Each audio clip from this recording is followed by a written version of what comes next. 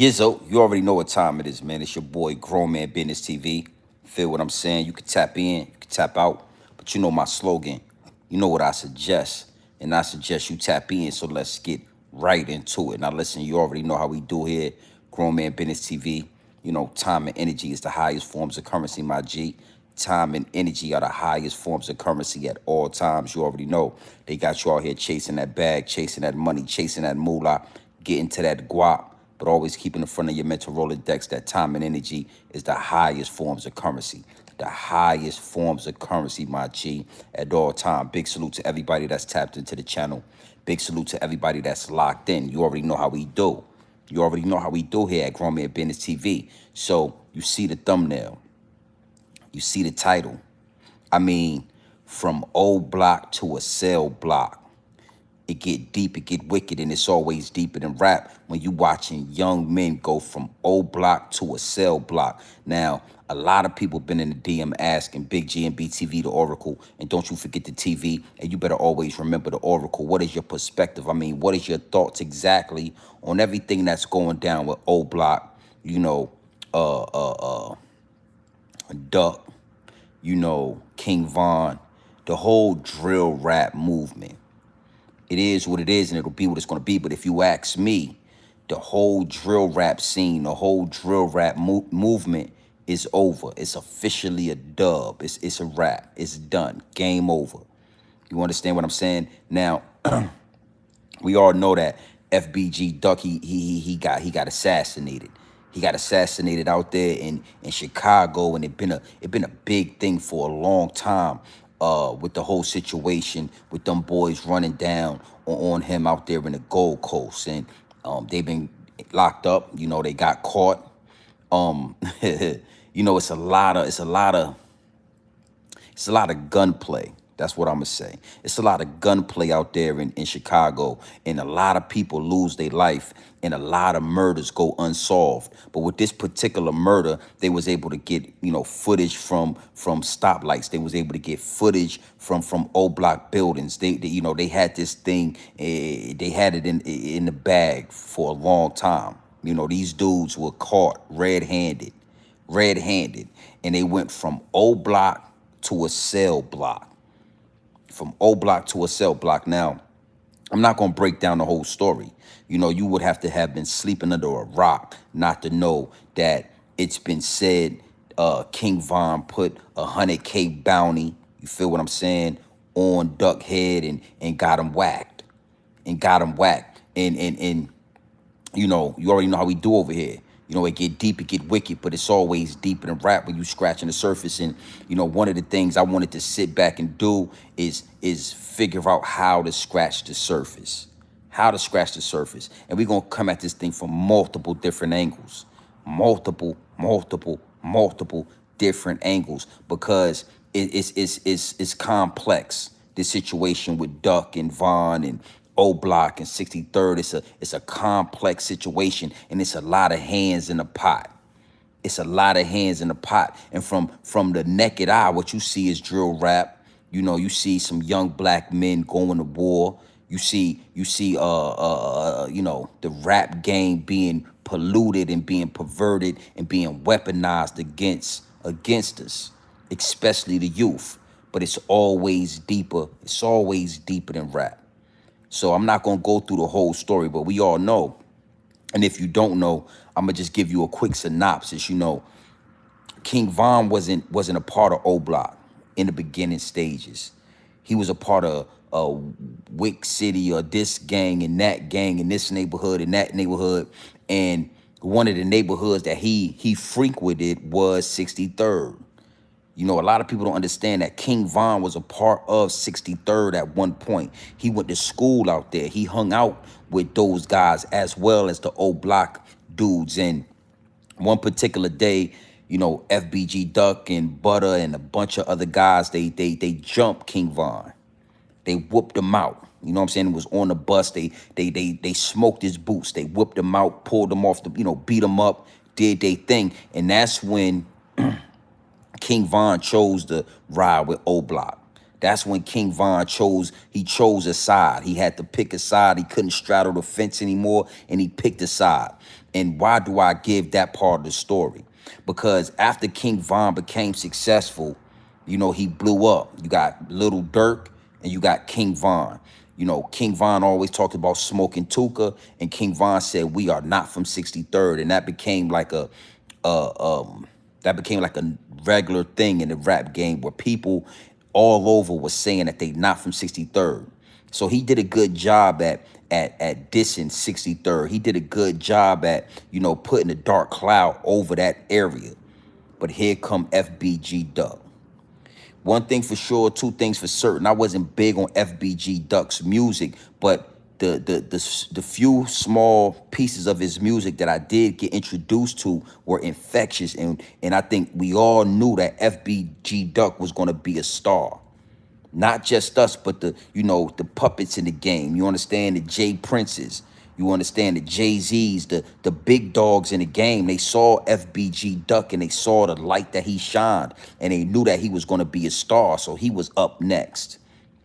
And I pin all these stories together to give you a in-depth glimpse on what I know was going through King Von's head. See, one thing for sure, two things for certain. King Von, King Von knew that FBG Duck was going to take 63rd to the next level. And if you ask me, FBG Duck being the leader of 63rd was going to take him and surpass him past King Von. He was going to surpass King Von in due time. You understand what I'm saying? I mean, it is what it is, and it'll be what it's going to be. And that right there answers the question for a lot of people that send my DM asking, you know, why this and why that. But that right there answers the question why he got that hit put on him. Now, a lot of people feel like it was songs that he did. A lot of people feel like they was going back and forth. And yeah, that was a part of it. But deep down, Von knew he had to take FBG Duck out, because FBG Duck was going to get 63rd to the next level. He was going to bring them up. He was going to be the Little Dirk. The same thing Little Dirk is to O Block is what FBG Duck was going to be to 63rd. And, you know, like I said, we're going to come at this thing from multiple different angles. But right now, I'm just scratching the surface. You know, King Von did a lot of dirt. He did a lot of dirt. We all know that King Von was basically a serial killer. He did a lot of dirt, but somehow, some way, he still was blessed. He still received blessings, which he became famous after those bodies. After all that damage he did to the community, he still was able to get a record deal and become famous and become rich and become, you know, be able to feed his family. You understand what I'm saying?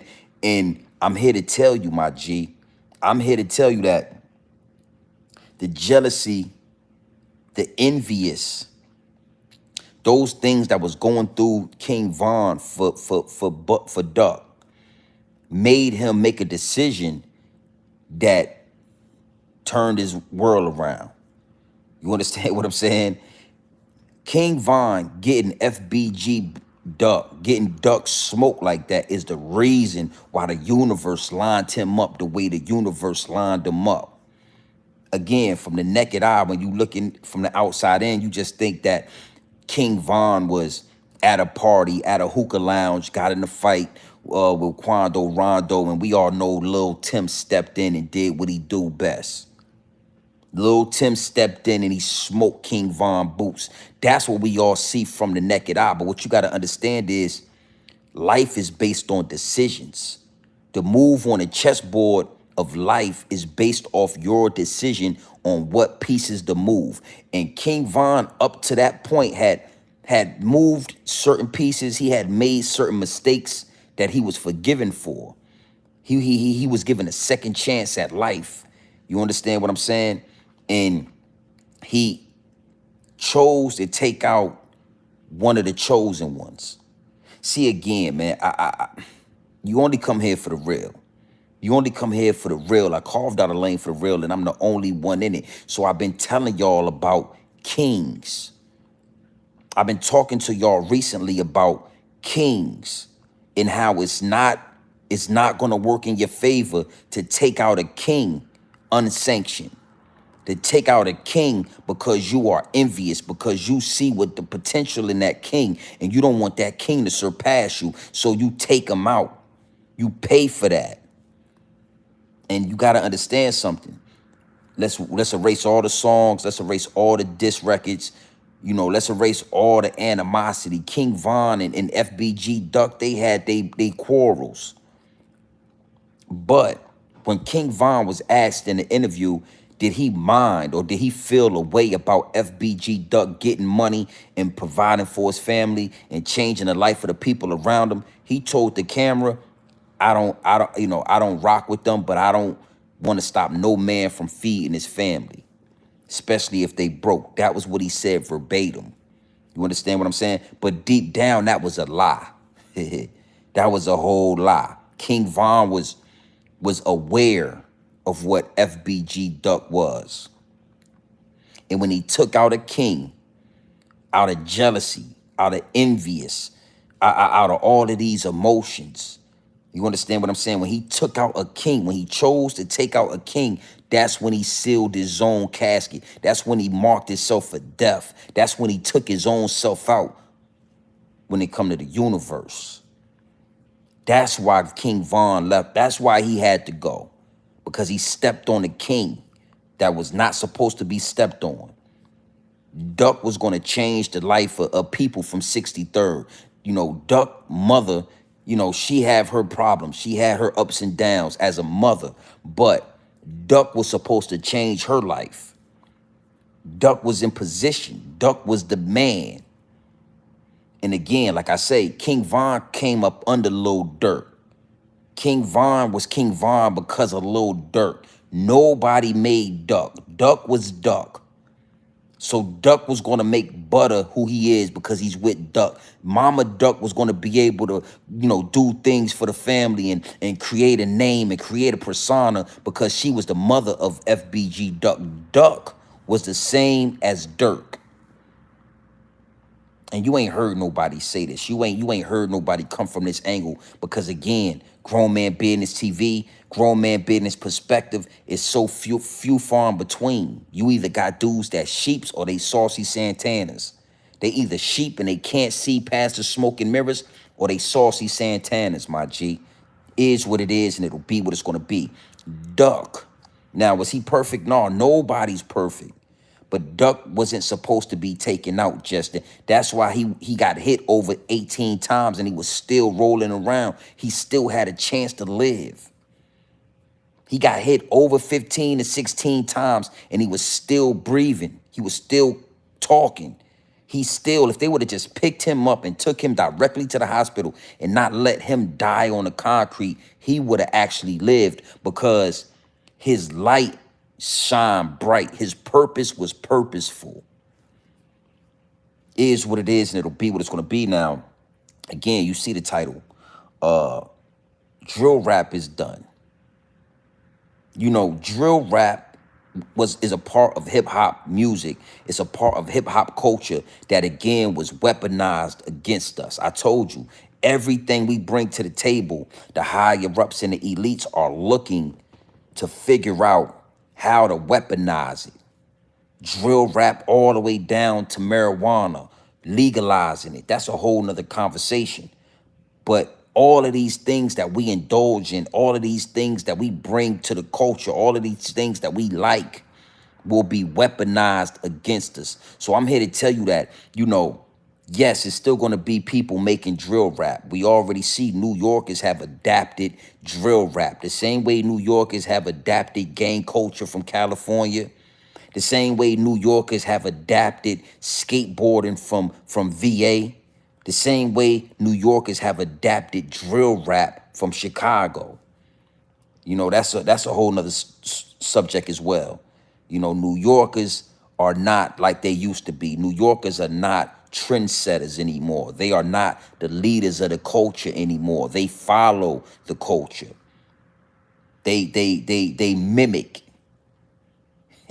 They mimic what they see. They mimic what's hot. That's why you got dudes from Brooklyn that sound like Future and talking about the trap when there's never been a trap in New York. There has not been one trap set up in New York City. You understand? Maybe project buildings and dope spots, but not traps. But you got New Yorkers talking about trap. You got New Yorkers talking about bandos. You got New Yorkers talking about drill rap. You got New Yorkers riding skateboards. You got New Yorkers talking about Bloods and Crips. See, New Yorkers adapt everything they think is cool. That's why famous Richard is running around New York doing his little dance, and then he go back to Chicago and talk down on New York because New Yorkers want to be like Chicago dudes now. They want to be drill rappers. But just like the oceans on this planet, everything comes in waves, my G. Everything comes in waves. Everything. In the drill rap movement, the wave has died out. I mean, the drill rap movement was a tidal wave, my G. It was a tsunami. It was a huge wave in the culture, and it's now dying out with the conviction of those 6 dudes that took out FBG Duck. That was the nail in the coffin for drill rap. You understand what I'm saying? Drill rap was something that came about, right? And the higher ups and the elites saw it, and they grabbed it, and they said, this is gonna work. Drill rap was okay for all of those years that all of these young black men was losing their life. These higher ups and the elites, the people at the top of the game was pouring money into Lil Durk, pouring money into King Von, pouring money to all of the drill rappers that came before King Von, came before Lil Durk. Yeah, the internet helped. The internet is ran by the higher ups and the elites. So again, they pouring money into the rappers of the drill rap movement. They pouring money and they pouring views and likes and subscribers into the media that's talking about the drill rappers and making the drill rappers more popular. The DJ academics. It's people that have built their whole career off the backs of these dead black young men. It's people on this content creating field, on YouTube, in the offices. You understand? In the record labels. They created a whole 300. It's a lot of people that built their whole careers off the back of drill rap, off the back in the deaths of these young black men. Now think about this. Now again, it is what it is and it'll be what it's going to be. But when I say weaponized against us, if there was a music or a culture that promoted the death of young Jewish men, they would not get no funding. If it was a music or a culture that promoted the death of young white, blue-eyed, blonde-haired men, they would not get no funding. It would die out immediately. If there was a culture promoting the death of any other race, any other nationality, anybody except us, it would not have turned into a tidal wave. It would not have, spawned careers. It would not have, been such a massive wave in the culture. But it's because it's us, you got to think, man, these dudes was poor. Young black men coming out of poverty, rapping about some of the things that they know, some of the things that they see, some of the things that they experienced coming up in poverty. And then you got the higher ups and elites dumping millions and millions of dollars. Think about like a small flame. You got these young black men coming out of poverty rapping about drill rap. And this is small flame because, nobody fully understands and nobody fully knows what they talking about. And then you get somebody to come and dump gallons and gallons of gasoline on top of that small flame.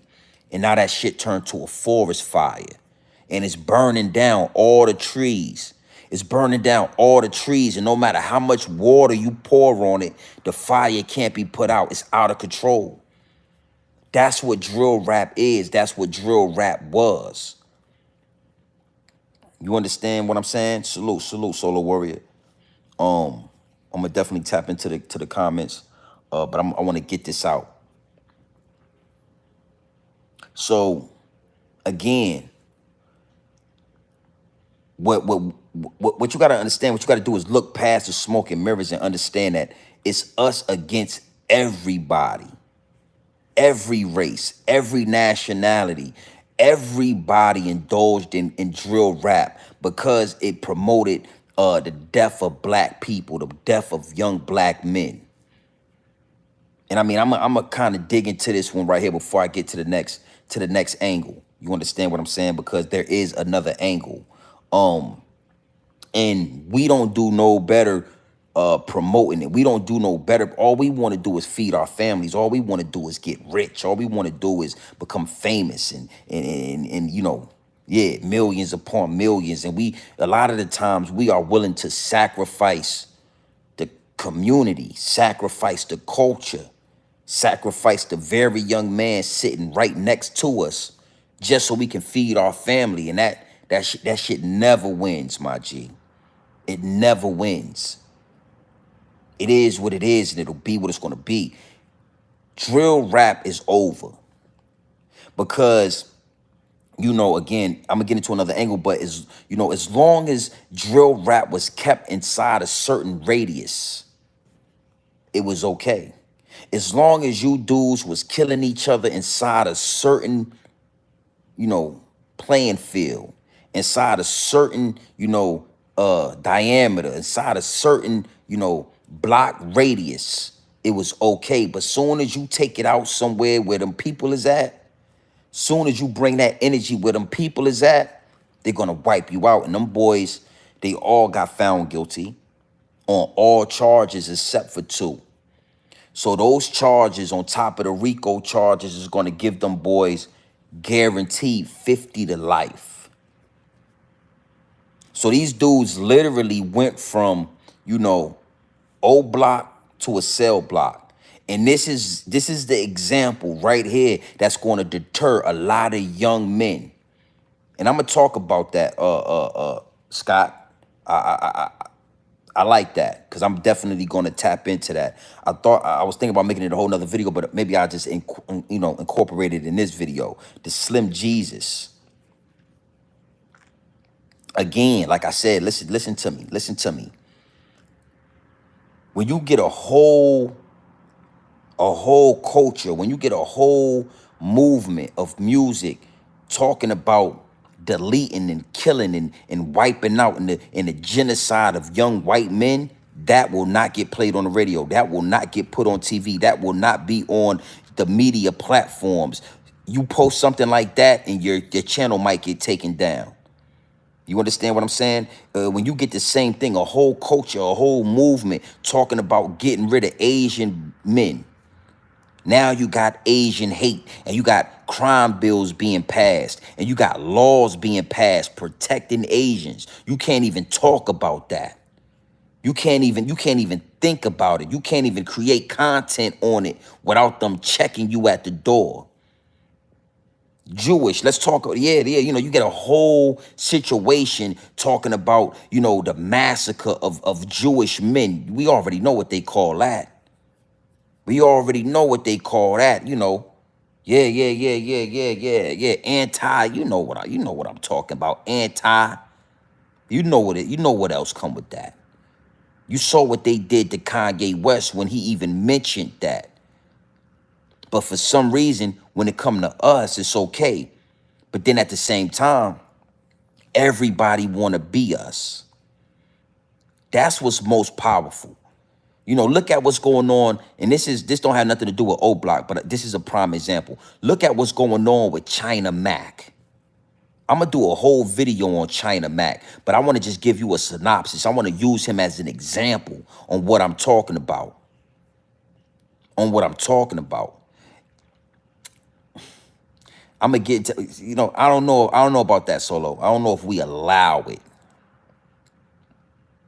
because we don't control the media outlets. We don't control the news outlets. We don't control what's being, and see, that's why everybody talks about dumb people that run the industry. The industry is what creates the narrative. When you look at the movies, when you look at TV, when you look at social media, when you listen to the music that they promote, because for a long time we had, Tribe Called Quest. You understand what I'm saying? We had De La Soul. You understand? We had Queen Latifah. We had a lot of positive, conscious music. And when they saw that that music was changing the landscape of black people, they got rid of it. And what do I mean by get rid of it? They defunded it. The only thing that we're going to hear is what's being funded. Everything else is underground. Everything else you might get to hear, you might not hear it. Who knows? But the things that you fund, the things that money get pumped into, that's what get heard. You understand? And it's going to be presented and it's going to be pushed regardless if we watch it or not. Same thing with movies. You saw, higher ups in the elites, they use one of their puppets. They use Oprah to push The Color Purple. Nobody wants to see that shit. The Color Purple flopped, but they still put it out there. Same thing, I could go down the list. But what I was saying was everybody promotes and everybody listens to and everybody wants to be involved in the same music that's weaponized against black people. Everybody hates black people. Subconsciously they hate us when they listen to music about us, murdering each other. Let's just keep it 100. When they sing along with music talking about, extermination of black men, we talking about it and they sing along with it. But if they was talking about getting rid of white men, they wouldn't sing along with those songs. They actually would protest those songs. So everybody hates us subconsciously. All races, every race. But the one thing they do and the one thing they can't deny is that they want to be us. So that's how I can see through the smoke and mirror, and I can see just how sick everybody else is. Think about it like this. China Mac, right? China Mac is a Chinaman, but his name is China Mac. And right now there's, a whole big thing is going down because the dudes on the West Coast said that China Mac used to be a blood gang member. China Mac came out and said when he was in jail, he hung with the Bloods, the black gangs. He ate with them, he talked with them, he lived with them. So he was a part of a black gang. And then when he got out, he wasn't blood. So he used the black gang, right, for protection. Then he went to the West Coast and he got with China Mac. Crip Mac. Crip Mac is a Crip. And now he's hanging with the Crip. So these guys will leech off of our culture. They all want to be us. You got Mexicans. Mexicans do not rock with black people for the most part. But you hear Mexicans calling themselves the N-word. You hear white boys calling themselves the N-word. The very people that they are racist towards, the very people that they hate, 6ix9ine, the very people that they hate, they call themselves the N-word. Because deep down, they know they can't deny who we are. You understand what I'm saying? So Slim Jesus, he's rapping drill rap, but that rap promotes killing black people. China Mac, he hung out with the Bloods, a gang that promotes killing black people. He don't bring that into his mama house. China Mac take his shoes off, he sit down, and he eat his egg rolls and his beef lo mein at his mama house. And he don't say no gangster shit at his mama house. But when he step out into the street, he act like us. I'm going to do a whole actual live on that. But I wanted to use that as an example that all is us against everybody. So you got to understand something. When I say drill rap is over, that's just a wave that went out. Now we're going to see whatever the next wave is that they use the weaponized against us, that they use to promote the death and destruction of black people. Yeah, man, but you got to understand something, Solo. You right about that. Most people don't watch CNN no more. They not watching Fox News. They not watching DJ Envy and Charlamagne the God on the Breakfast Club playing butt tag every morning. But I told y'all before, YouTube is the new portal. Look at all the BS on YouTube. I gotta watch what I say on YouTube because they'll strike my channel. I get emails all the time about this or that. So I gotta articulate myself. But I can type in P&B Rock and I can see a video with him and his brains blown out. And it ain't even one of those videos that you gotta say confirm. I can type in a takeoff right now and see a video of him in Houston with his dreads blown off. I can type in Nipsey Hussle right now and see Nipsey Hussle get ran down in front of his store. So even with people watching YouTube and not watching these mainstream medias, the higher ups and the elites run YouTube. They pump money into YouTube. Get up here and start talking about a murder that you committed 20 years ago, like Zip It the Drip, and you'll have 700 people in your live stream. Because the higher ups and the elites are going to lead people through the algorithm to your live stream. Get up here and start talking how I'm talking, and you're going to have 35 people in your live stream. They're going to try to discourage you from coming up here because you don't have 1,000 people, because you telling the truth and you giving up the game. They just don't know who they dealing with. So when I tell you everything that we touch, everything that we think about touching, we don't even got to touch it yet. If they think that we are into it, they will invest and they will infiltrate it before we even get our hands on it. And it's been like this for a long time, but rap music was the first time that they did it on such a large scale that in due time we was able to see it. Gangster rap. We lost the De La Souls, and somehow no money and no record labels was pushing the De La Souls anymore. No money, no record label was pushing the Queen Latifahs no more. And then here come the Little Kims.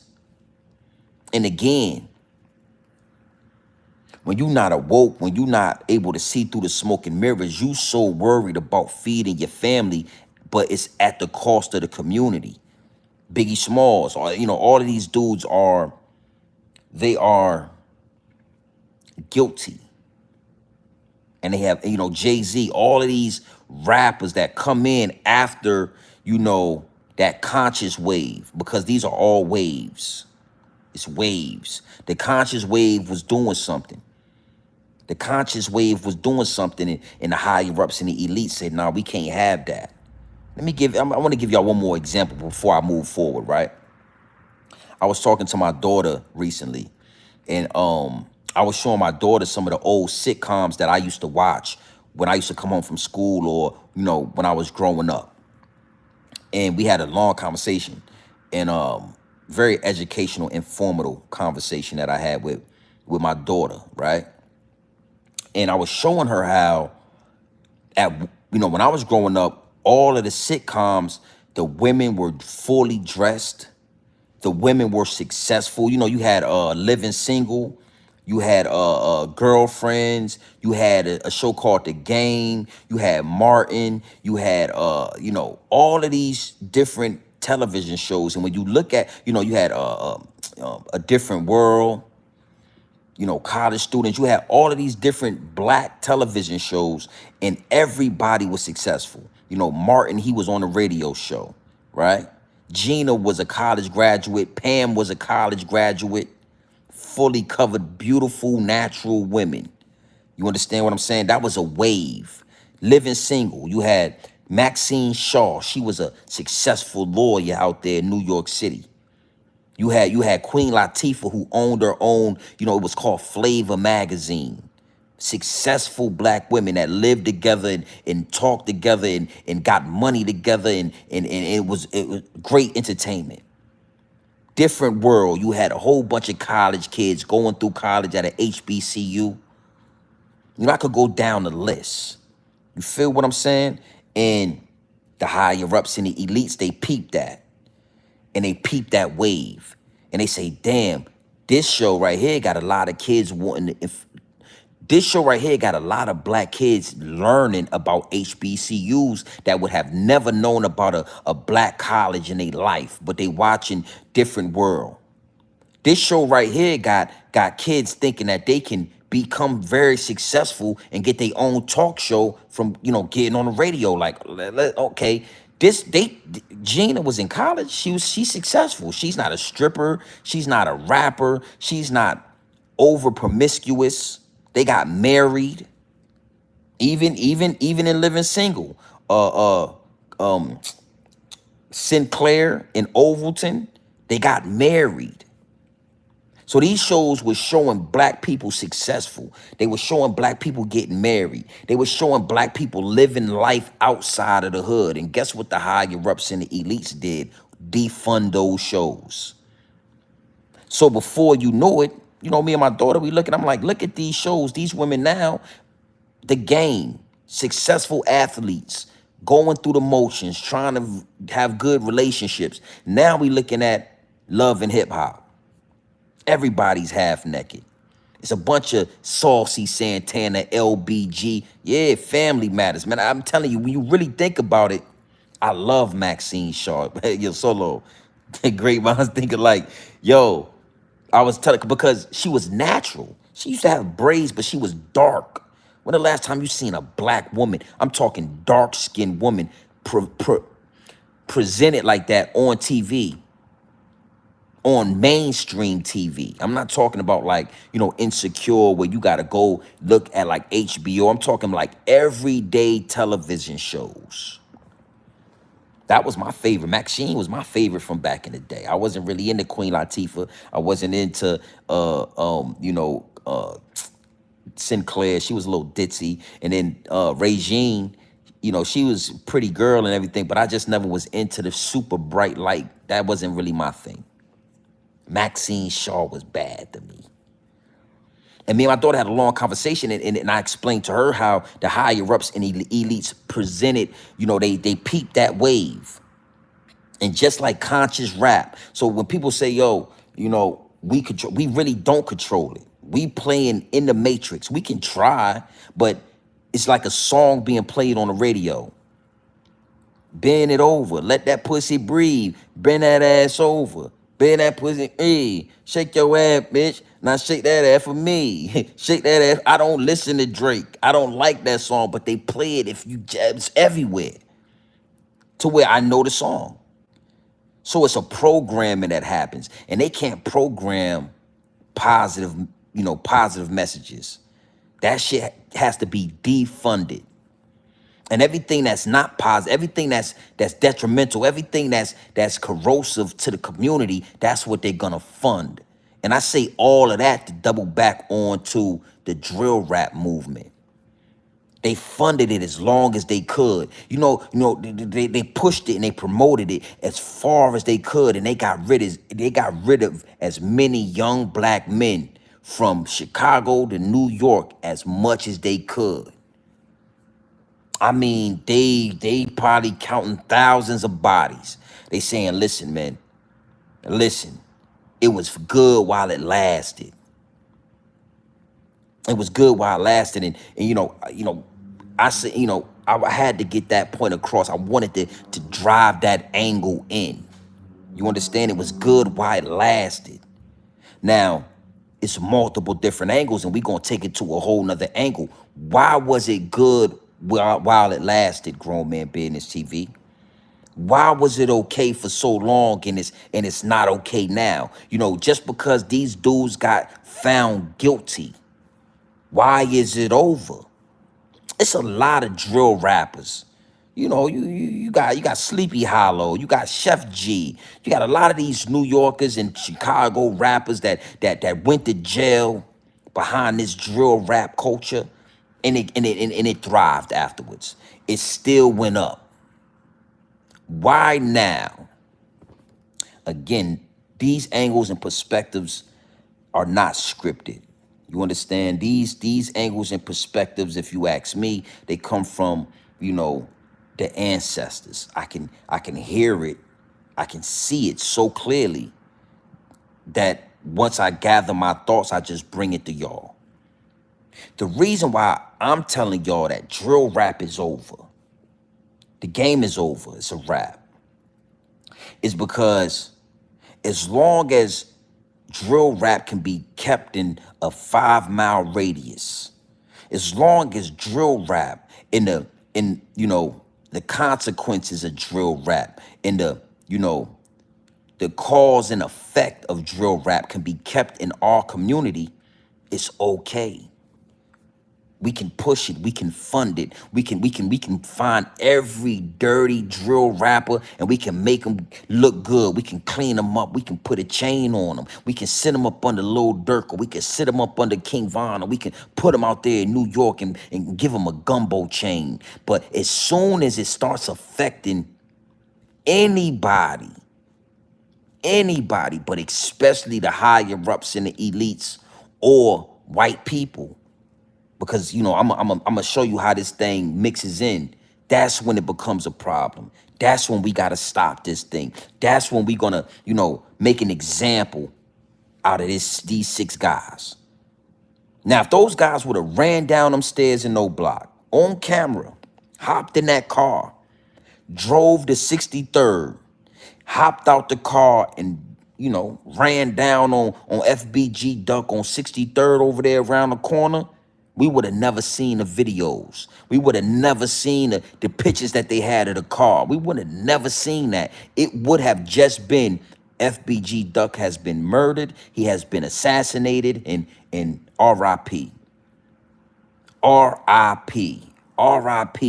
It is what it is, and it'll be what it's gonna be. You know what happens with these drill rappers. You know what happens with these gang members. They just like to shoot each other. It's black on black crime. This is what black people do.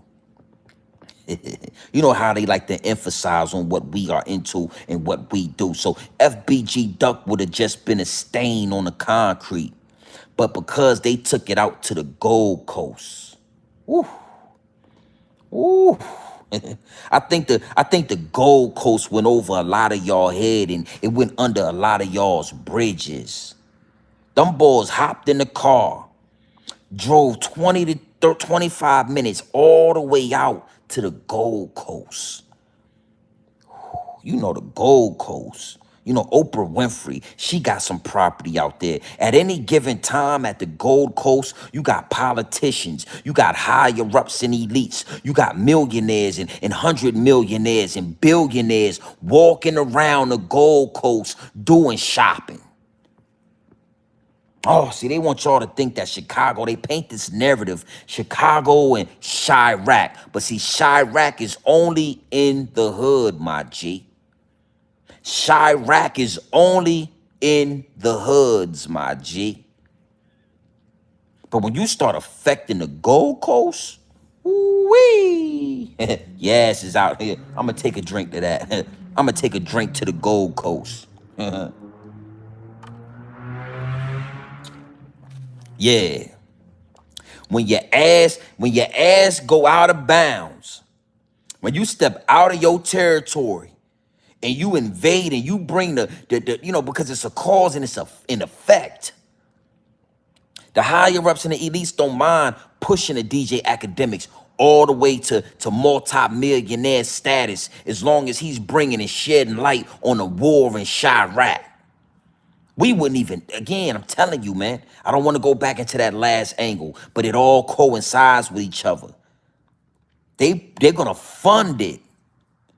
But as long as he's talking about the war in Chirac, and the war in Chirac is within a 5 mile radius, and that war has not seeped out, it has not bled out to the Gold Coast.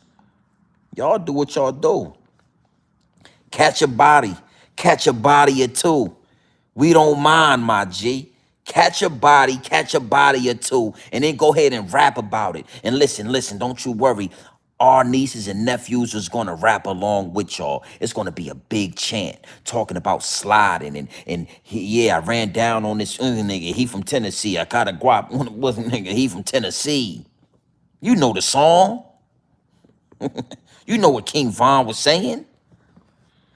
We all gonna sing along, and it's gonna create a chant, and it's gonna bring a dark cloud over Chirac.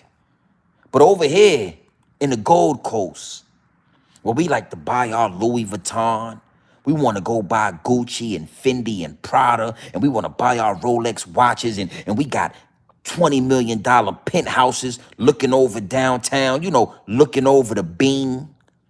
If you don't know what the bean is, it's that big bean, that big round thing downtown in Chicago that's a reflective mirror. And everybody that tourists, we like to go down there and stand in front of the mirror and take pictures. It's called the bean.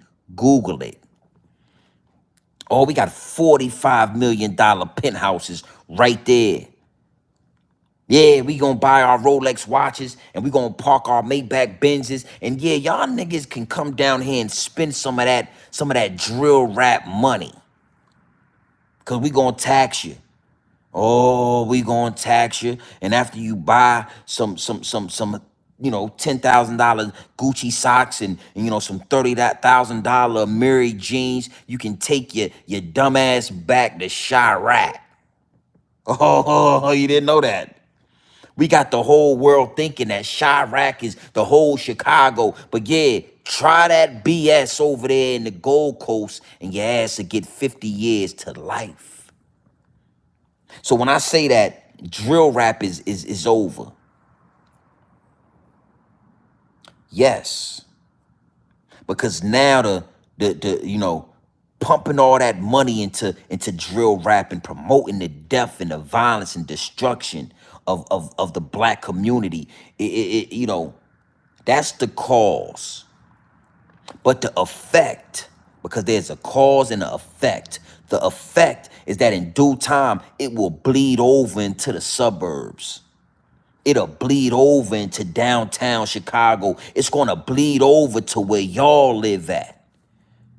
And the only reason that this was an issue, the only reason that we watched the whole trial, the only reason that, FBG Duck Mama was able to get on TV and say, thank the government, and I want to thank y'all for X, Y, and Z. It don't have nothing to do with her son losing his life. They don't care about your son, shorty. They don't care about y'all. The fact of the matter is, it's bad for business. Oh, that drill rap in Chicago done scared them white people. It done scared the higher ups and the elites over there in the Gold Coast. They nervous. I see the news. I've been watching the news, and I see that you guys had a shooting down there. Oh, wow. Oh, wow. You guys had a shooting in the Gold Coast? You mean downtown? Oh, wow. I don't know. Yeah. I don't know when the next time I'm gonna come. You guys are, where were the police? What was going on? Like, you cannot involve that with them. The game is wicked.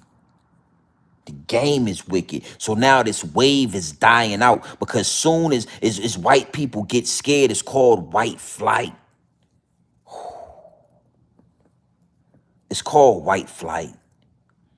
You let too many incidents like that happen in the Gold Coast, and you watch those white people get to selling those penthouses. You watch them white people get to closing those businesses down, and they'll move. Oh, they'll go out to Detroit. That's a whole nother video. That's a whole nother topic that I'm going to tap into. Detroit. You understand? One body in the Gold Coast caused a lot of money to leave Chicago. One body in the street. And it's all, and the only way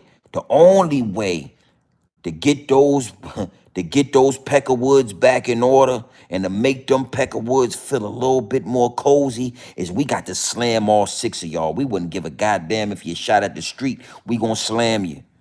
Oh, we not gonna give you a chance. This is just life without parole, homie. 50 to life. Oh, and it's gonna be a federal RICO charge. So, you know, you're gonna do the most of that 50. You boys will be 80, 75, 70 years old for you touch ground again. It'll be flying cars. The Teslas will be flying the next time y'all touch and see the, yeah, yeah. Now, listen. We got to bring the Pecker Woods. We need them back. A lot of money left the Gold Coast. The Gold Coast might be the Bronze Coast right now. Yeah, low key.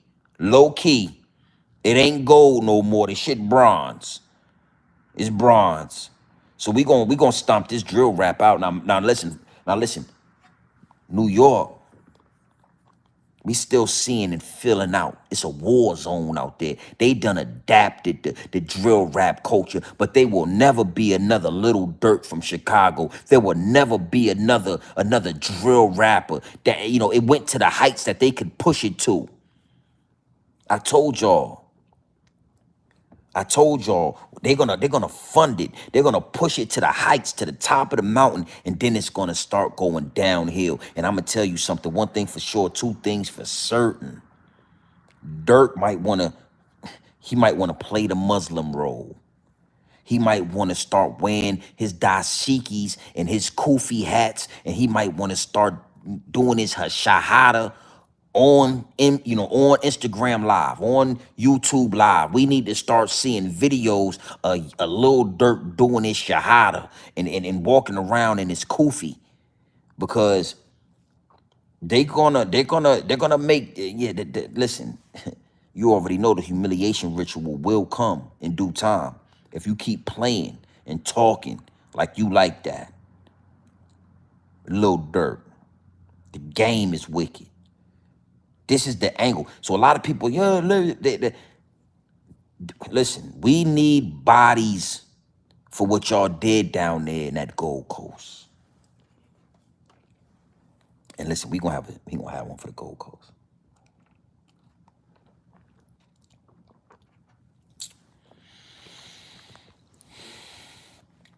It didn't start with drill rap. You know, gangster rap was cool. Easy E, all of that vile language that they replaced the conscious rap with was cool until little white suburban kids started wanting to be Easy E for Halloween. Little white suburban kids start calling themselves nigga. And I'ma just say it one time. It gets spooky with YouTube, but I just wanted to say it one time. It's therapeutic for me.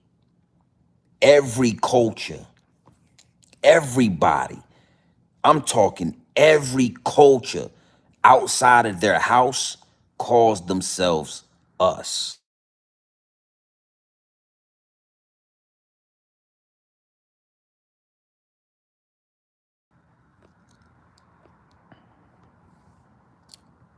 Can y'all hear me? Let me know if y'all can hear me, because I'm sure y'all can't.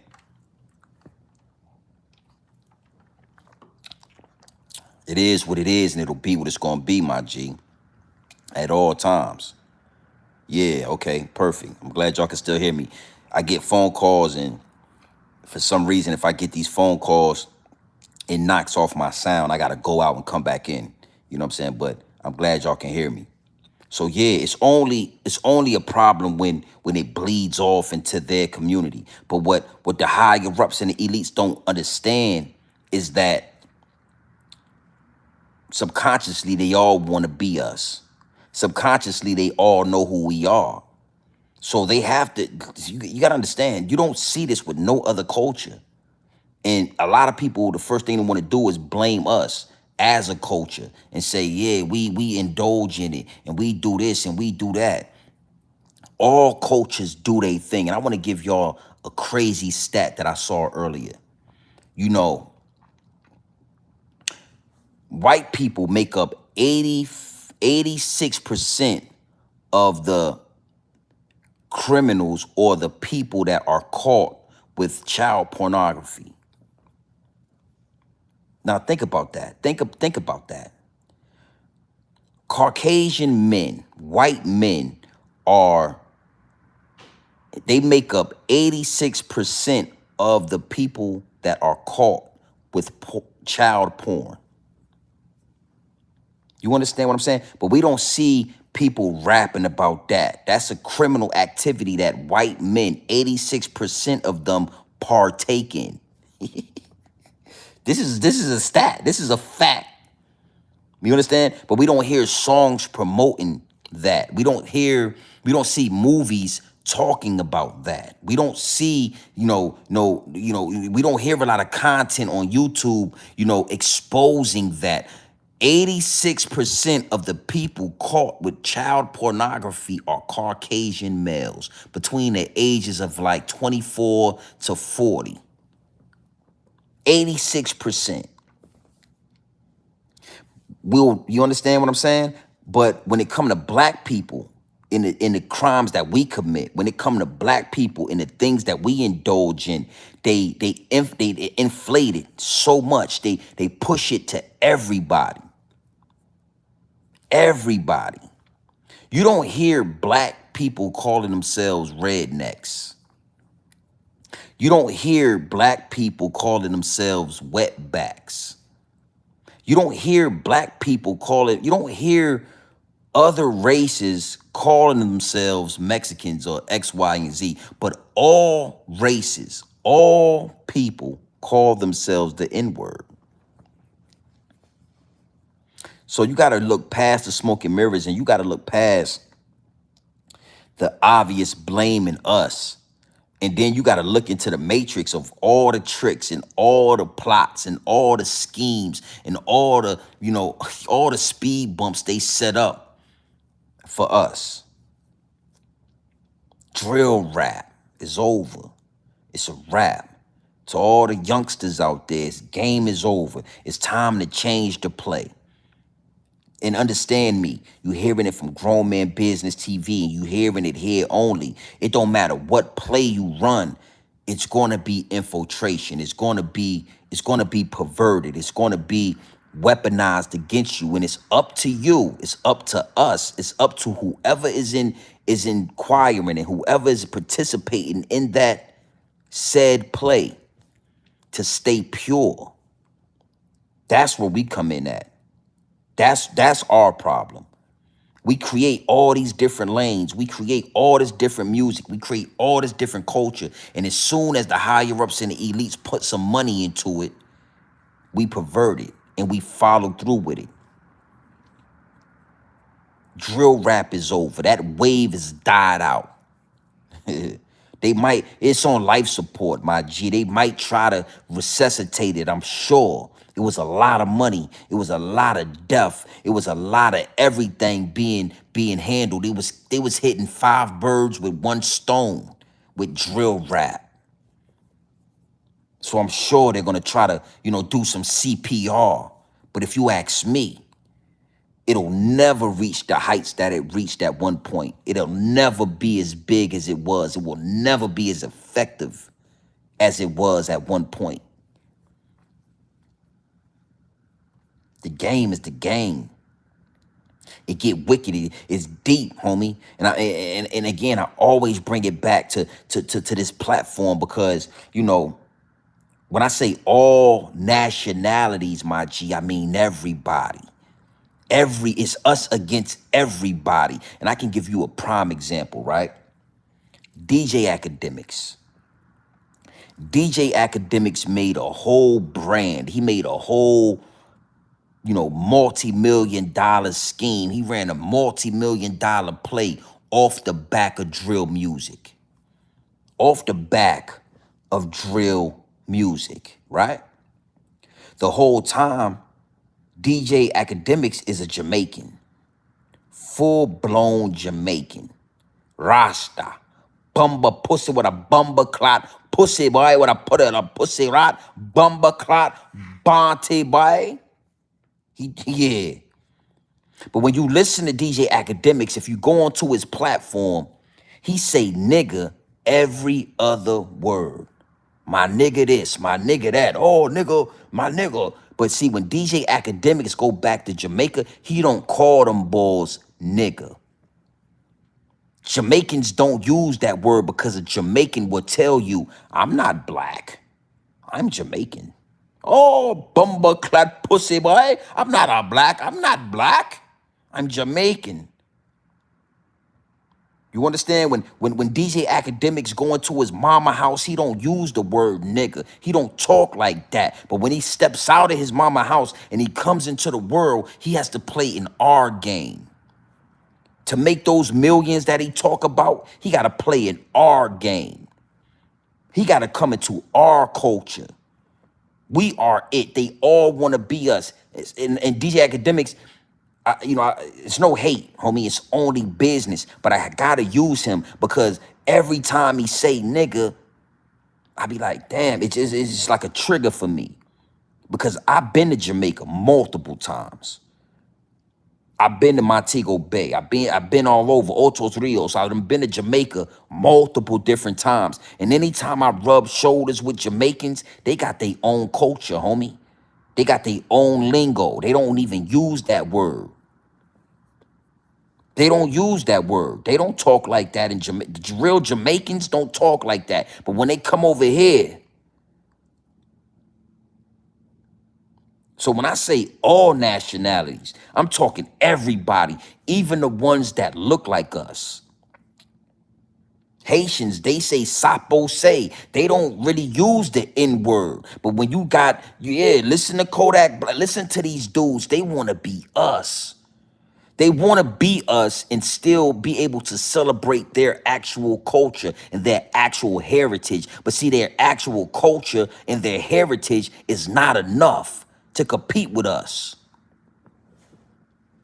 So they got to be Jamaican bumba clot, pussy the bumba ras. And then they got to say the N word over and over when they out in the streets because they gotta cater to us. Mexicans. Oh, I've spent a lot of time with Mexicans when I used to work out there in the Navy Yard in Philly. I made a lot of money on the Navy Yard in Philadelphia. And that's when I really got exposed to Mexicans. I could do a whole story time about my time with these Mexicans. Mexicans say the N-word. You see like gang member Mexicans, they all call themselves niggas. You know, Dirty Mike, the one Dirty Mike, the white boy that live in the hood. He feel like he can say that word because he been around us and his culture ain't enough. So he got to be able to be like us just a little bit. Yeah. The white suburban kids, when they in the car together and they driving around and there's no black people around and they singing those rap songs, you gotta know that they say nigga amongst each other. It gives them a sense of they love it. They want to call each other us. It is what it is, and it'll be what it's gonna be. Drill rap is not gonna be the last tool used against us. But drill rap is over. Drill rap is over. And like I said in the first angle, you understand, if for the guys, for everybody that wasn't here for that first angle, you could definitely double back and watch the beginning of this live. But King Von was jealous of FBG Duck. King Von took out a king, and I've been telling y'all about what happens when you take out a king prematurely. When you take out a king prematurely, you pay with your life, homie. So it was no coincidence that King Von just so happened to end up at that hookah lounge and nobody even know why he was there. Nobody even know how it happened, and the universe did that. And if you can't see through the smoke and mirrors, it looked like some coincidence that he was just there. And Quando Rondo was there, and we all know what happened. Lil Tim hopped out and he did his stuff. It's a reason why you pictures of King Von in the mortuary was released. When the last time you seen a rapper get smoked and then pictures of him on the actual table cut open? I'm talking nigga look like a mummy. Bruh, that picture of King Von haunted me for like 6 months. The shit was traumatizing. You understand? Like, until I just said something about it now, I haven't thought about it because you know your mind, your brain compartmentalizes trauma. Something that traumatizes you, your brain to put that shit in the back, you'll forget you even knew about it. Until I just spoke about it now. When the last time you seen a rapper get smoked, right? And then and then pictures of him on the table after they done took all his organs out. Nigga look like a voodoo doll. Did y'all see that picture? King Von looked like a damn voodoo doll. That nigga looked like, yo, because again, Little Dirk was O Block. Little Dirk is the top of O Block. The reason why King Von was as big as he was is because he fell under Lil Durk. So no matter how big, you know, King Von got, he was gonna always fall under Little Dirk.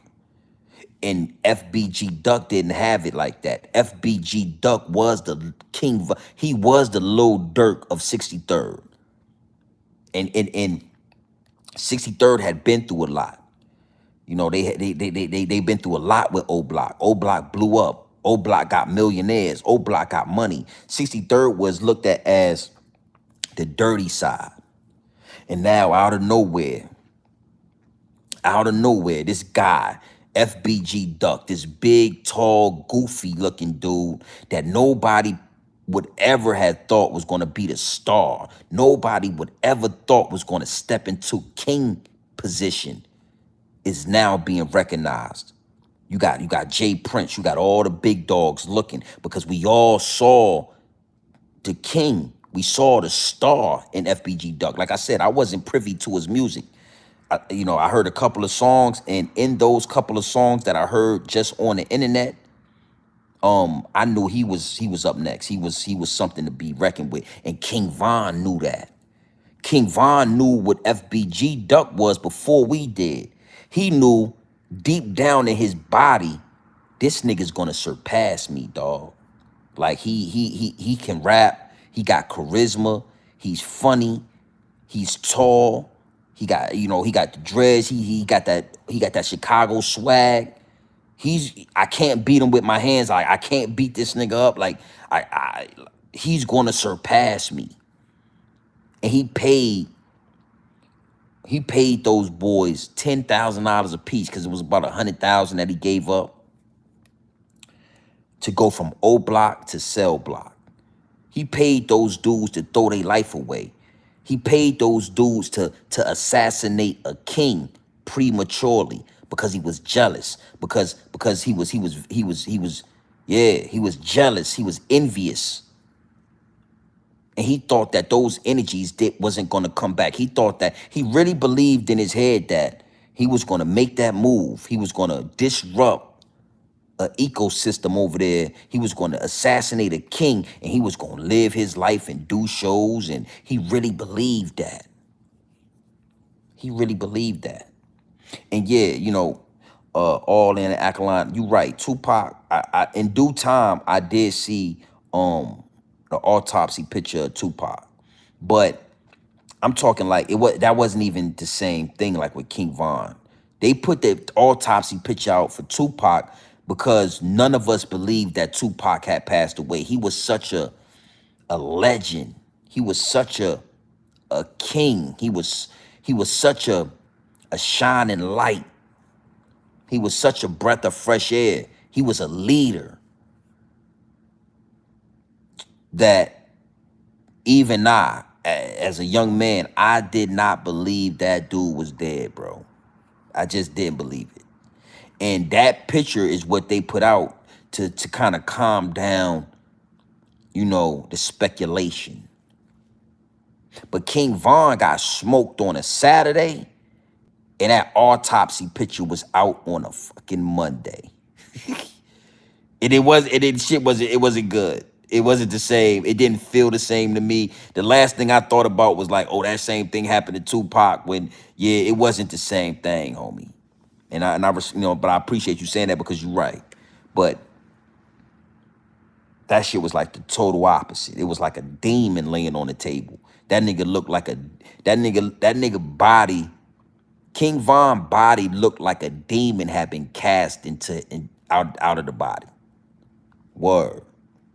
Even Tupac, his body still was like muscular. You know what I'm saying? It looked a certain way. It's like this dude didn't look. This nigga looked like a voodoo doll. He looked like a doll that you find in the back of the basement that been down there for 80 years. You be like, oh, this was my grandma doll, baby. That shit be looking crazy. The hair all over the place. You're like, oh, that's how King Von looked to me.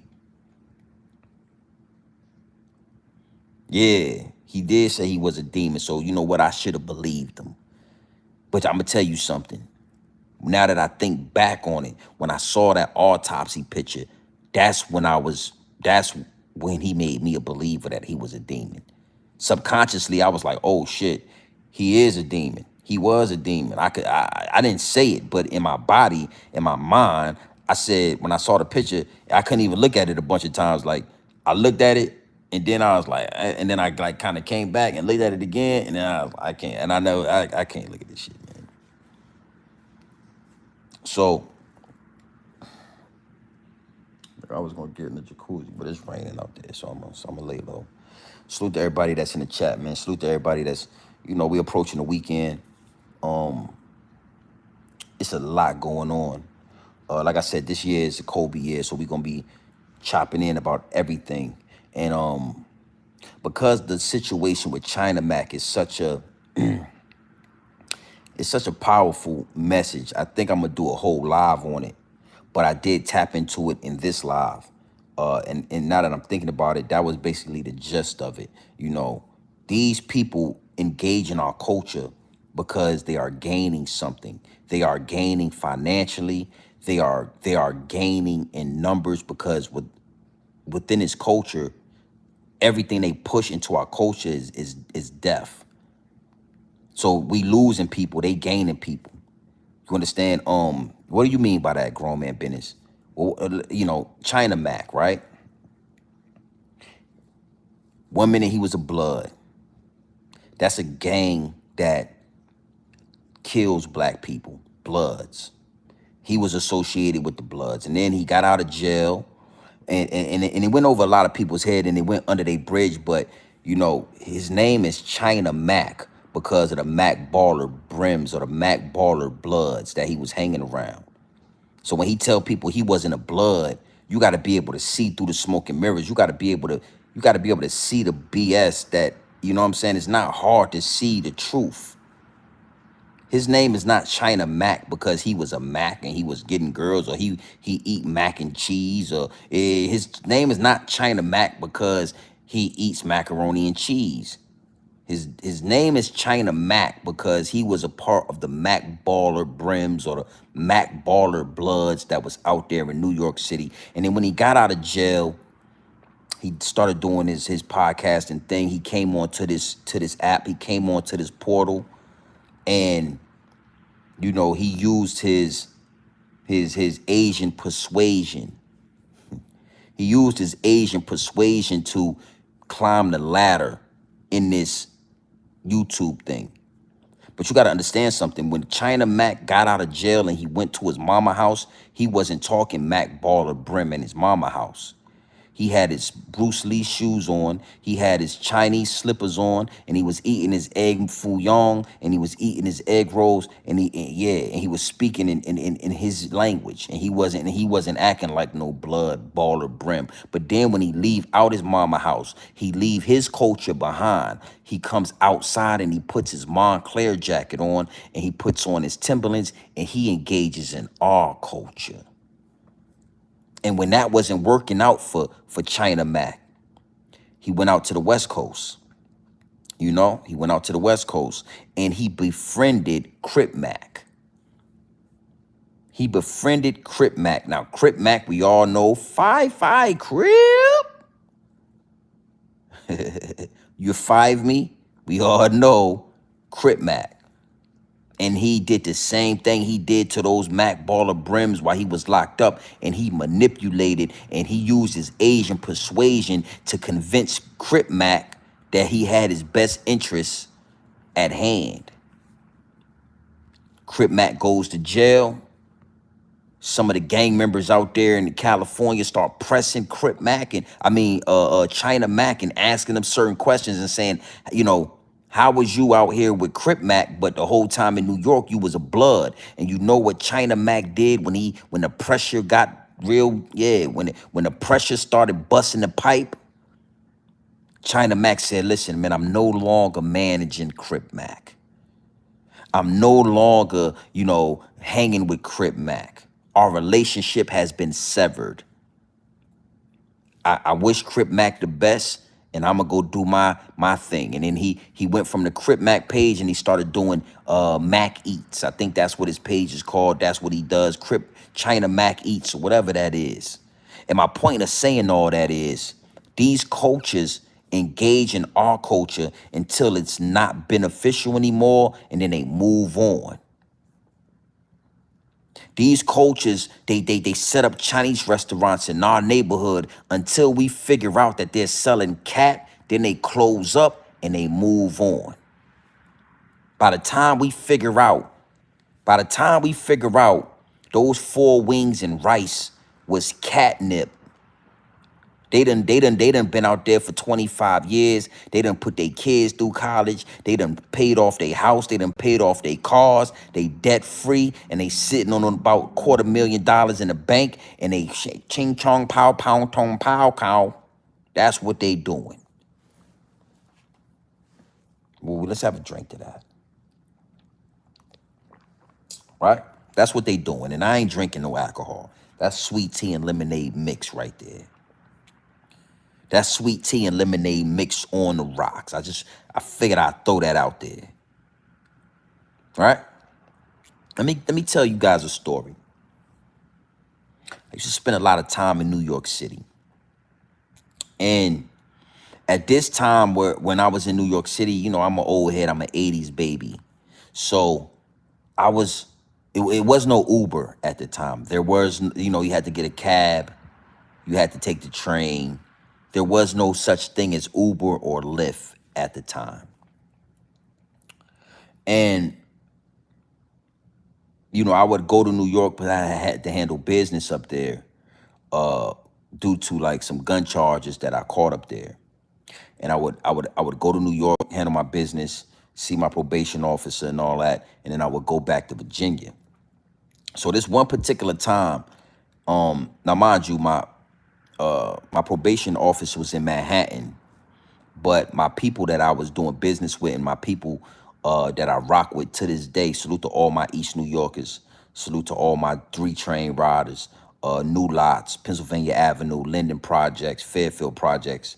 I was staying in Brooklyn because my homies, once I got in trouble and I had to do my business up there, I would come to New York and I would stay in Brooklyn. And yeah, man, I was eating 4 wings and rice like I was born in Brooklyn. That shit was like my favorite dish. It was my favorite meal. I would get 4 wings and rice every day. That shit had me getting fat and everything. I was gaining weight and everything. I was eating 4 wings and rice maybe twice a day, right? So this one particular time I got out of my probation early. So I went to Brooklyn, right?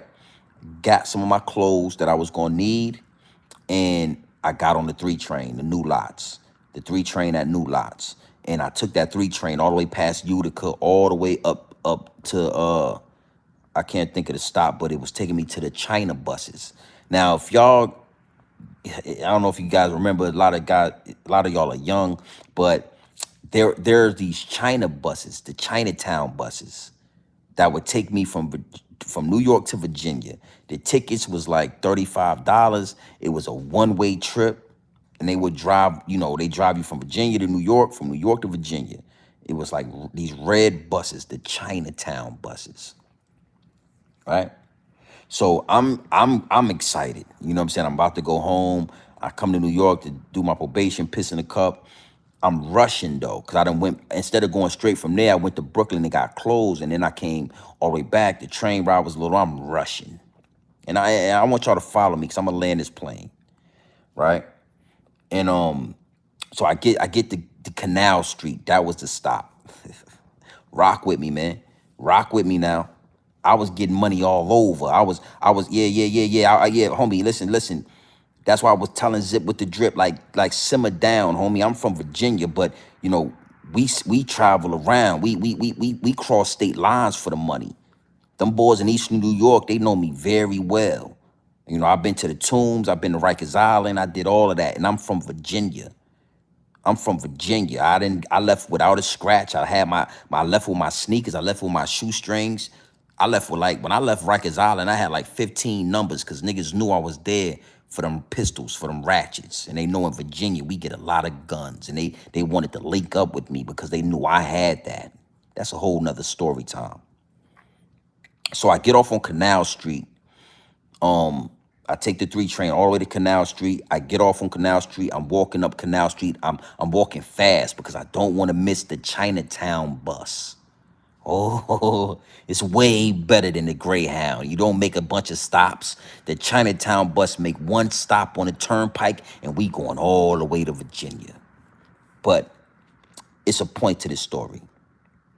So I walk up Canal Street, I get all the way to the Chinatown bus, and they're telling us, hey, the bus is running a little bit late. Just simmer down. You made it on time, young man. Don't worry. So I said, okay, fine, beautiful. I didn't get the chance to eat while I was in Brooklyn because, you know, I like my 4 wings and rice. And I didn't get a chance to get it because I was rushing to the 3 train at New Lots and I didn't want to be late. But you're telling me that I'm on time and I'm in Chinatown. So it shouldn't be nothing for me to find a Chinese restaurant and get what I'm looking for. So I put my bags down. Somebody looking over my situation. Somebody point down, hey man, it's a Chinese restaurant down the street. Go there and get what you need. I'm happy now. You know, in my mind, I feel like I made it. I done made it. I get to the Chinese restaurant in Chinatown. It's 4 Chinese men. They sitting at a table, they eating and they like playing some game, right? And I bust in there. Boom. Hey, what's going on, man? What's going on? Hey man, I'm trying to order some Chinese food. Whoop, wop, wop, wop, wop, whoop.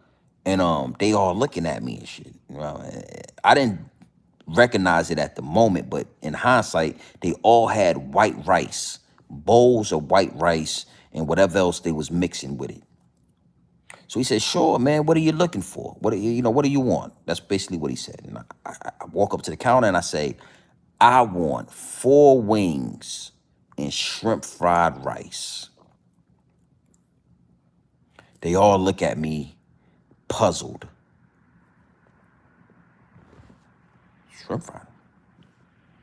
They all look at me like they look like they don't understand English. They look at me puzzled. What the fuck? Shrimp fried rice? Fried rice? I'm like, yeah, I want 4 wings and I want shrimp fried rice with that. Yeah, I need that. I'm hungry. Please, let's get this shit. I know how much it cost at that time. The 4 wings and rice, you was getting that shit for like $5 in the hood in Brooklyn.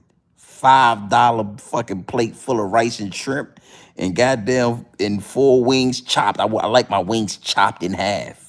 I don't want to bust them apart. I don't want to have to break this wing apart and look at it and realize that it's probably a cat. I want my wings chopped in half so I ain't gotta bust them apart. Cause then I might be able to see some shit in there and I might say to myself, this right here look like a cat.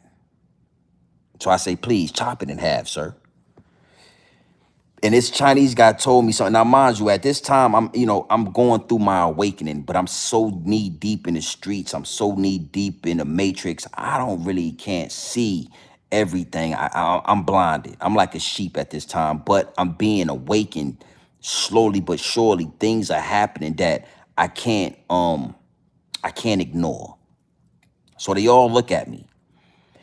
One of the guys, because I had my pants was pulled up, I looked presentable.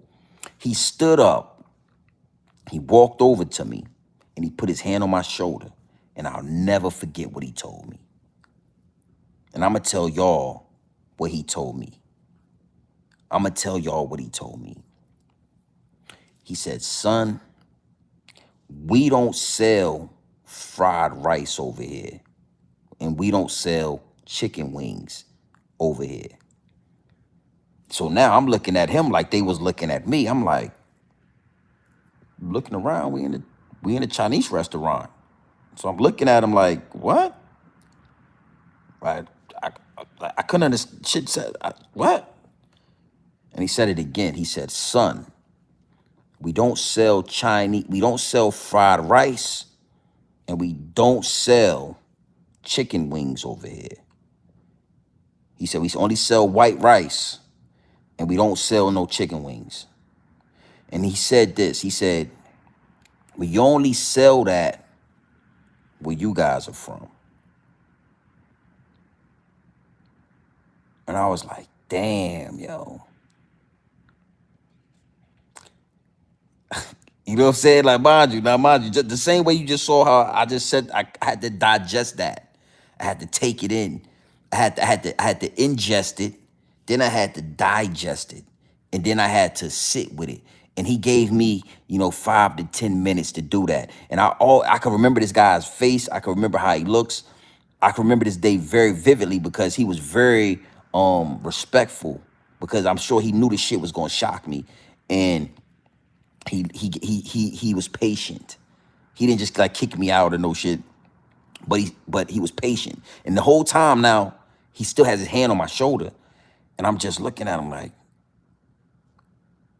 And so I said, so you don't sell fried rice, and y'all don't sell chicken wings in here.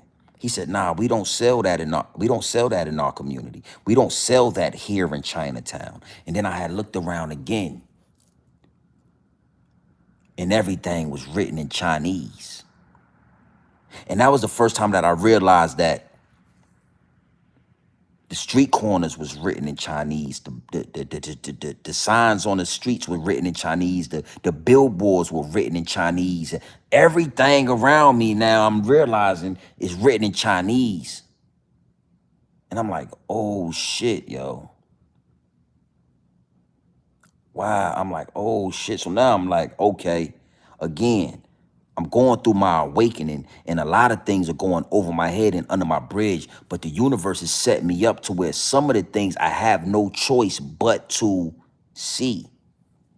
It's like, it's no way, like, it's no way. It's like, so you telling me you don't, so he said, and this is when I learned what MSG is.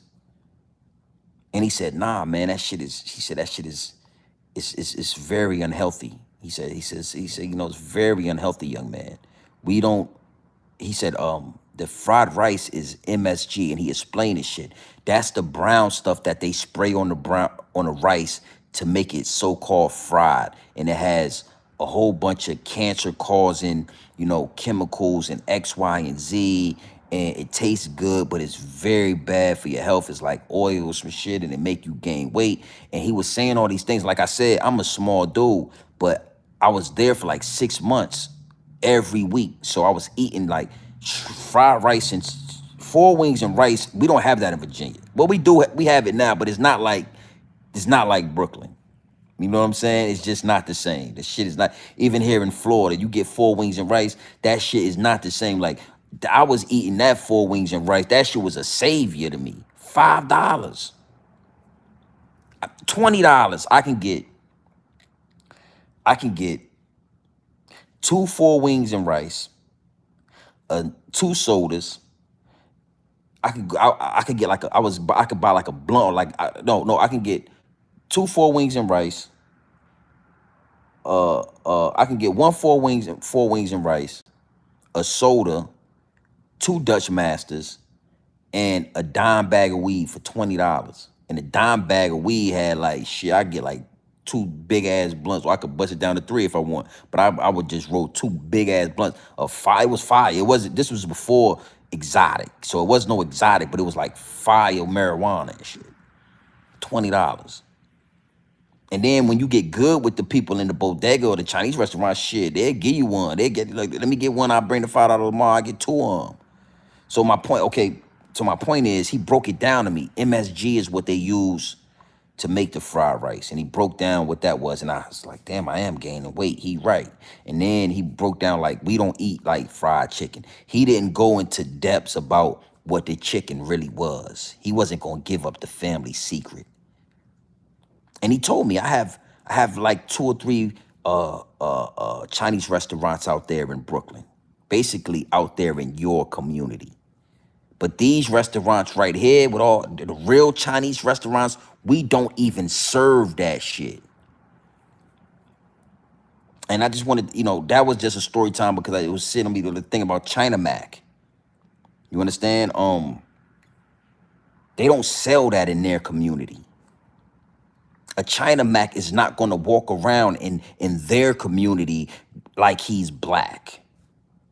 He's not going to be accepted in their community acting like he's black unless he's able to show and prove that acting black is gaining him financial, yeah.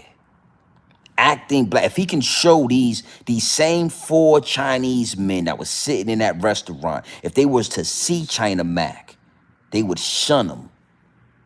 Nah, we ain't accepting that, nigga. That ain't our culture. We ain't into that. Saying the N-word and all that, we ain't into that. We don't call each other niggas. So all that China Mac is into with all the rappy hippity hop, they don't respect that. But if he could sit down in that Chinese restaurant and show those same old heads, listen, when I act like this, black people, I make this amount of money. That's when they say, okay, we might can accept you then.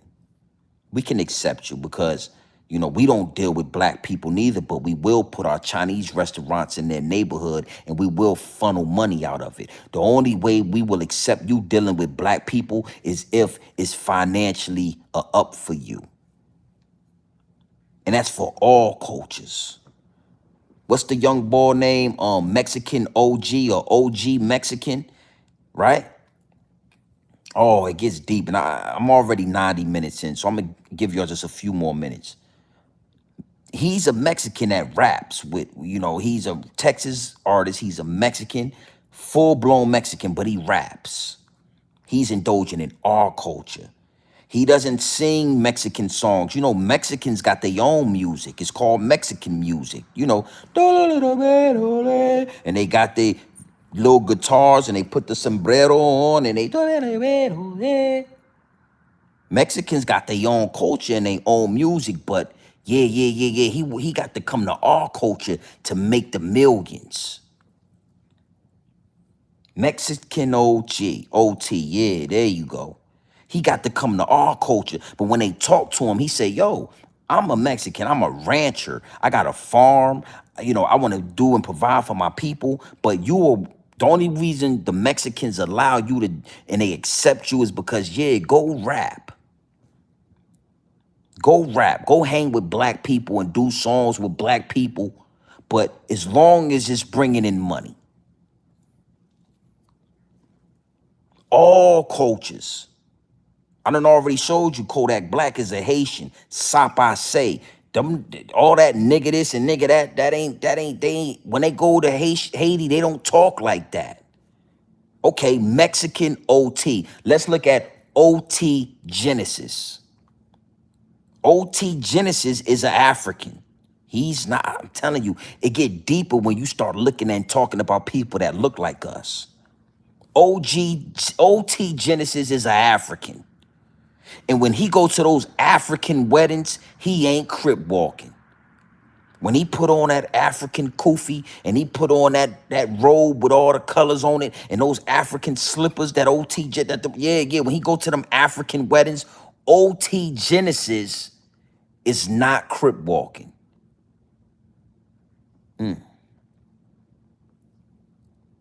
So now that I'm fully awake, now that I can see, and I ain't gonna lie, those Chinese dudes, I wouldn't mind. I would love to see them again. It was such a long time ago. They was older men. I'm probably, who knows? They probably monks now. If they still alive, they probably monks. They probably shaved off all their head, and these niggas don't even eat food. They just drink water and eat air, live to it. Or maybe they passed away by now. But that experience made me start to look at everybody outside of black, like American Negro, indigenous to this land, FBA, whatever you want to call it, my G.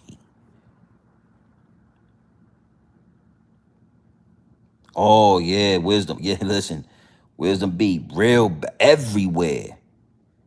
Not just China. Black people get, I seen something where they was kicking black people out of Africa. I seen something like a couple of days ago where they was talking about, nobody's talking about this, but they was kicking a bunch of black people out of Africa. They had gave them free citizenship and they was kicking their ass out of Africa. Europe, Paris, France, all of that.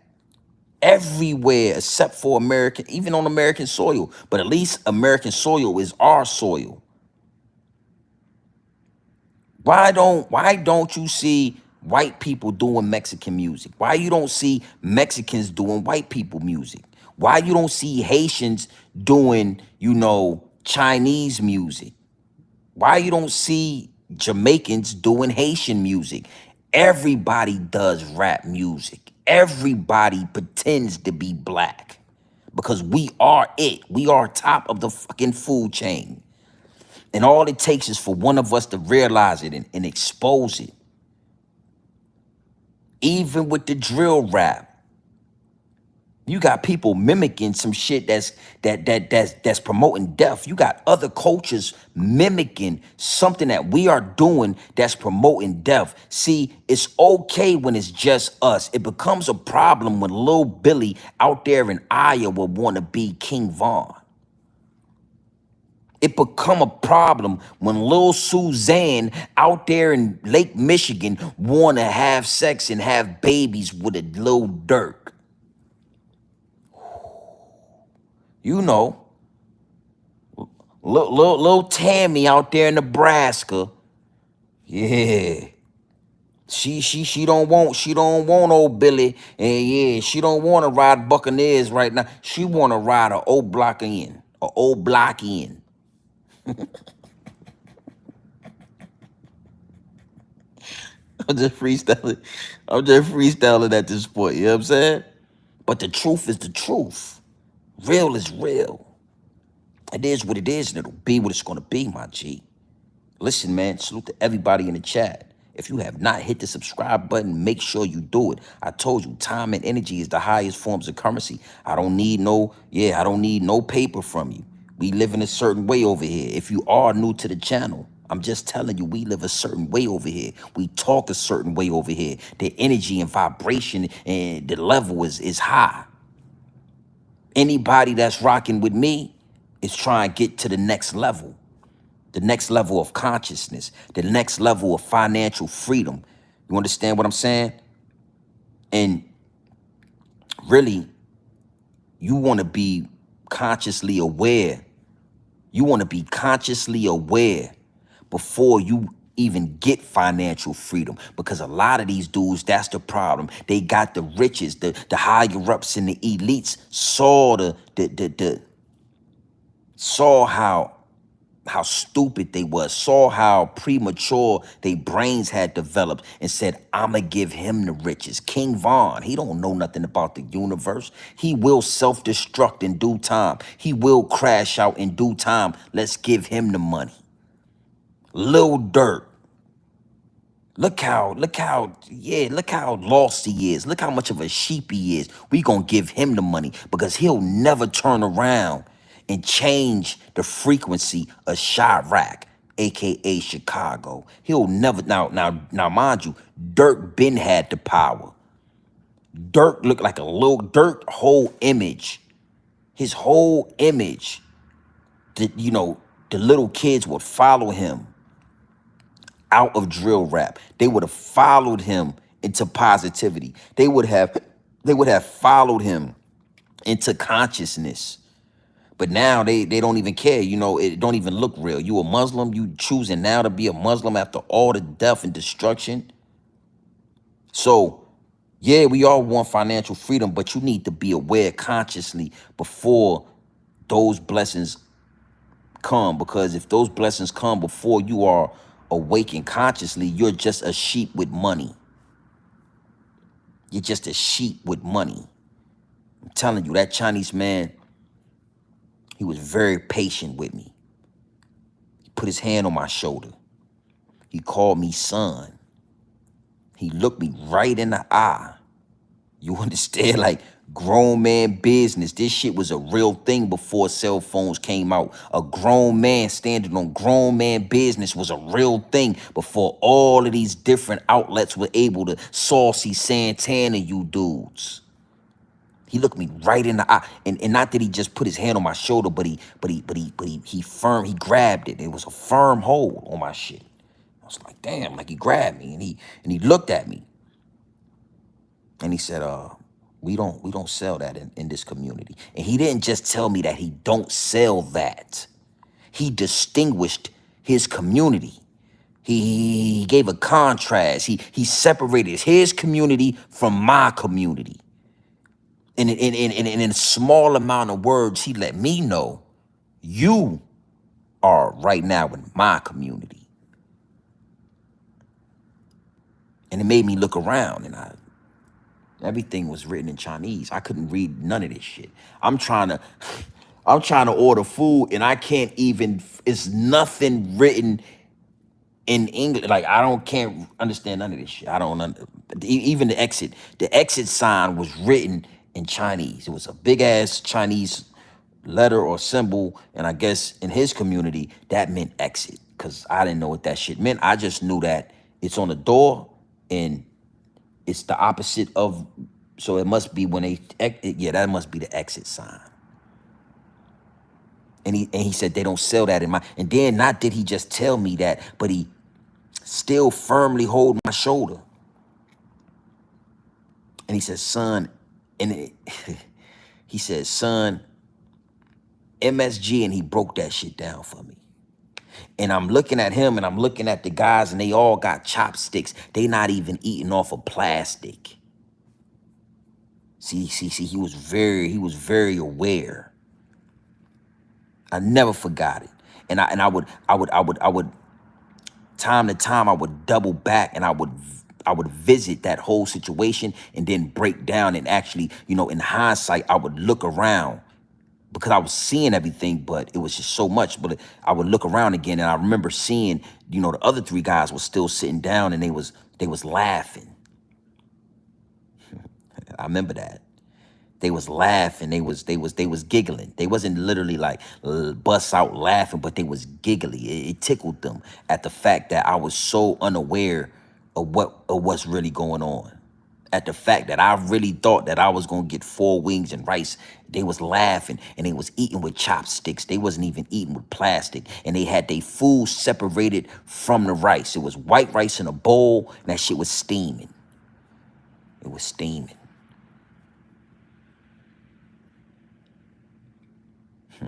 I didn't order anything.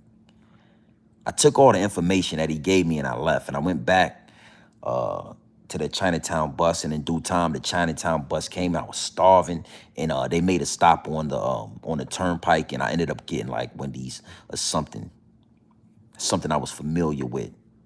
But even when I look back on it, them bowls of rice look real good. I would have been just fine with a bowl of rice and something, whatever you got that's beef. It could be, if the beef lo mein, is it real beef? Let me get that. Oh, beef and broccoli. I like broccoli. You got beef and broccoli? Do y'all sell that? Like, what the fuck do y'all sell in here?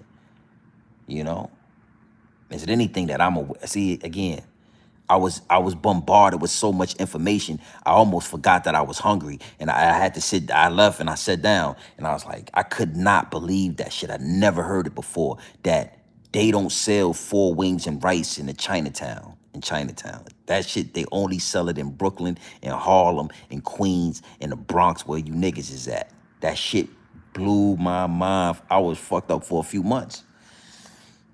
I just couldn't believe it. You know what I'm saying? Anytime after that, I would eat it.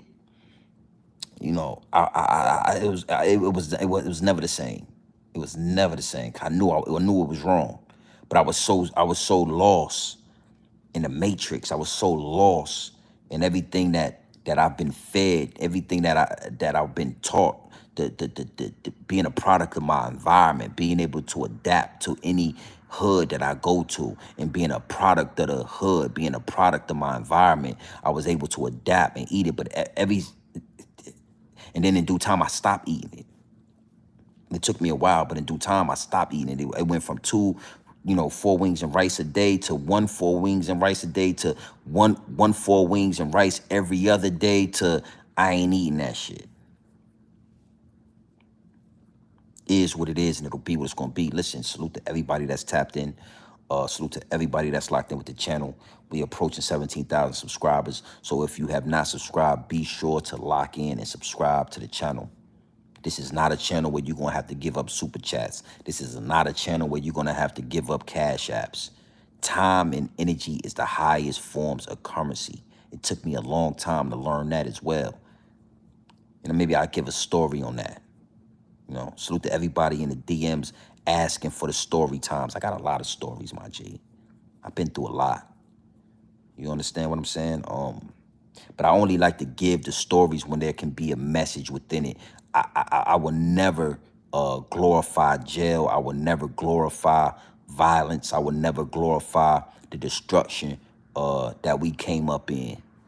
But stories do help, like that story.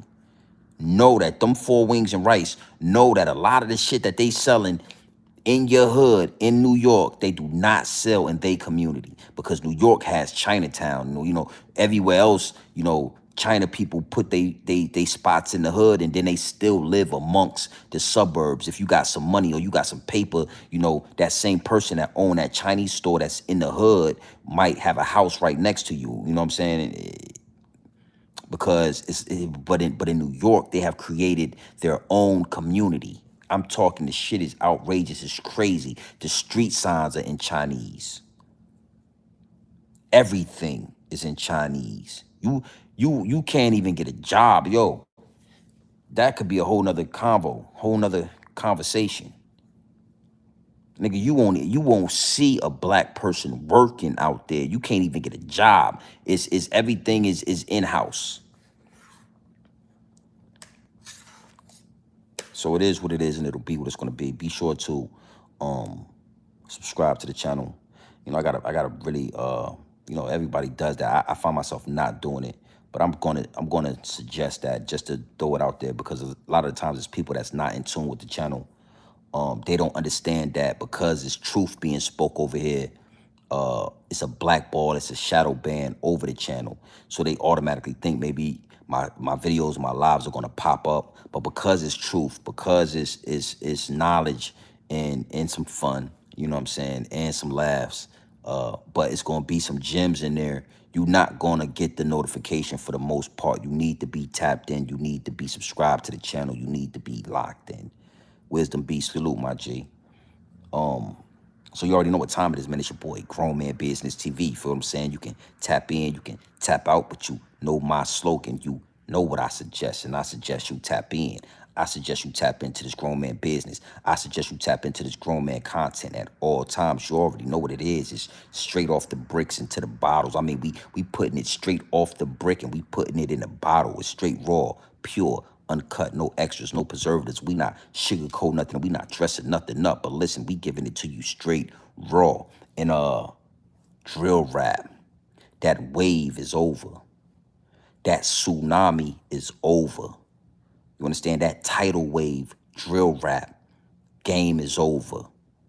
It was okay when you had it in a 5-mile radius. It was okay when we was just listening to the music, and you was casting spells over our community, and you was casting spells over anybody that would listen. But as soon as it bleeds out into the Gold Coast, as soon as the destruction that you cause our community bleeds out into your community, it will be stomped out. It will be stomped out. As soon as those Chinese people find out it's another Chinese restaurant in Chinatown selling 4 wings and rice, they'll put that shit out of business. We don't care how much money you making. You will not sell that in our community. It is what it is, and it'll be what it's going to be. Gang.